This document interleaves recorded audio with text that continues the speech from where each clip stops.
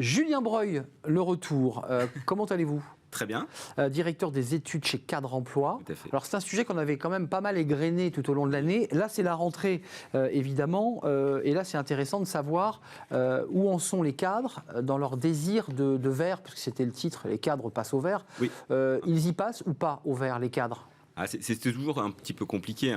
C'est vrai que c'est la 9e édition qu'on mène sur ce thème-là, ville préférée des cadres parisiens. On sait qu'il y a des attentes fortes de mobilité. On sait que le passage à l'acte, il est toujours un peu plus délicat. Alors, c'est pas dans cette étude, mais on sait que la mobilité des cadres, l'année dernière, est restée vraiment très faible. 5% des cadres seulement ont changé d'entreprise. Donc, on avait voulu mesurer dans cette étude s'il y avait des actions qui étaient menées. Oui, on en parle, mais on agit. On passe à l'action. Ouais, c'est ça. Et cette année, oui, il y a quand même un passage à l'acte. Alors après, est-ce que effectivement, il se transcrit réellement par un déménagement, un changement de région ? Ça reste à mesurer, mais par contre, il y a des actions qui sont menées pour, en tout cas, envisager cette mobilité. Donc le désir de mobilité reste élevé. C'est 82% des cadres parisiens envisagent une mobilité régionale. Julien, ils envisagent. Donc on est toujours dans... Ils ont envie, mais il faut passer franchir le cap. Ce chiffre évolue peu, globalement, selon les années. Il reste toujours autour de 80%. Il y a une vraie envie. Je crois que c'est assez simple aussi de l'expliquer. C'est que, l'évolution, elle est forcément ténue, parce que quand on arrive à 80%, il ne reste pas beaucoup de marge pour encore progresser. Le deuxième élément, c'est que les marqueurs liés à l'insatisfaction des cadres, notamment sur Paris, ils restent forts et bien identifiés. Ils sont insatisfaits à hauteur de 48%. Les raisons sont nombreuses. Le coût, le manque de proximité avec la nature. Et ce qui nous a un tout petit peu surpris, c'est effectivement la notion des temps de transport qui reste encore très forte, alors que l'année dernière, on peut se dire qu'effectivement, il y a eu un peu plus de mise en place du télétravail. C'est intéressant sur cet item-là juste de noter que le synonyme qui revient le plus fréquemment dans la bouche des cadres parisiens quand on parle de Paris, c'est les embouteillages. Et en fait, le chiffre qui évolue dans les moyens de transport, c'est la voiture. Donc on peut supposer qu'il y a davantage de cadres qui ont peut-être pris leur voiture pour se rendre sur leur lieu de travail, crainte du contexte sanitaire. Et qui ont galéré. Ça, c'est vrai. Concrètement, franchir le Rubicon, ça reste difficile. L'idée, c'est quoi ? Les craintes, c'est quoi ? Parce qu'ils en parlent, et puis une fois qu'ils sont face à cette réalité, ils se disent, bon, il y a quand même des contraintes, il faut retrouver un boulot, il faut retrouver le même job. Même niveau de salaire ? Les craintes, elles sont assez simples. C'est également forcément de ne pas trouver de job, tout simplement. C'est pour ceux qui, effectivement, envisagent une mobilité. Et si on creuse un tout petit peu plus dans ceux qui ont véritablement mis en place des actions, c'est de ne pas trouver des offres qui correspondent, effectivement, entre guillemets, à leur secteur, à leur activité. C'est aussi pour ça, d'ailleurs, que les cadres continuent, si on identifie un petit peu les typologies de villes qu'ils recherchent, à privilégier les métropoles, 30%. Alors effectivement, si vous prenez le verre à moitié vide ou à moitié plein, vous avez une autre analyse. Mais pourquoi ? Parce que les bassins d'emploi, on le sait, au niveau des cadres, sont quand même au niveau des métropoles. Et les services, souvent, sont à la hauteur. Exactement. Donc il y a vraiment cette problématique de trouver le job qui me correspond.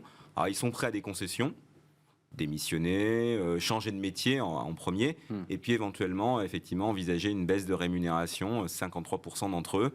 Compte tenu que la vie est moins chère en province. Exactement, même si c'est toujours un tout petit peu délicat, parce que ce n'est pas forcément les mêmes typologies d'entreprises, les mêmes secteurs. Donc la baisse de salaire, elle reste toujours difficile à identifier, en tout cas à mesurer. L'argument massu, c'est je veux changer de vie pour améliorer mon cadre de vie qui vient renvoyer aux embouteillages et au coût de la vie à Paris. C'est ça l'argument fort. Ça, c'est le leitmotiv, c'est le sentiment qu'en allant habiter dans une métropole régionale ou dans une ville à taille humaine, j'allais dire, on va avoir de meilleures conditions de vie, on va préserver un certain équilibre vie pro, vie perso, et au quotidien, c'est moins de stress, c'est des conditions effectivement avec mes proches qui sont améliorées, et puis c'est un coût aussi potentiellement qui est moins élevé avec des charges qui sont moins fortes.